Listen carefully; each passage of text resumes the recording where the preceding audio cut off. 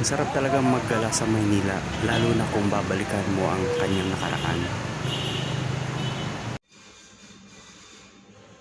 Ganito pala itsura ng Old Manila noong mga panahong 1960s.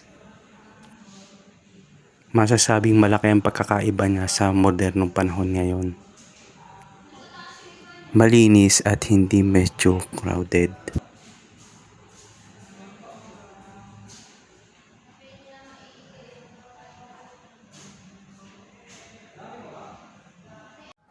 Ito pala ang eskolta noon.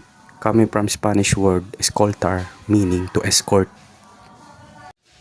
Kung mahilig kayong gumimik or gumala, kilala pala noon ang Rizal Avenue pagdating sa mga movie theaters, mga restaurants, at mga shopping malls. Yung mga theater dito ay dinesign ng mga prominenteng mga architect na kung saan marami sa kanila ang nabilang sa national artist. Ika nga, ang Rizal Avenue ay the center of city's social life.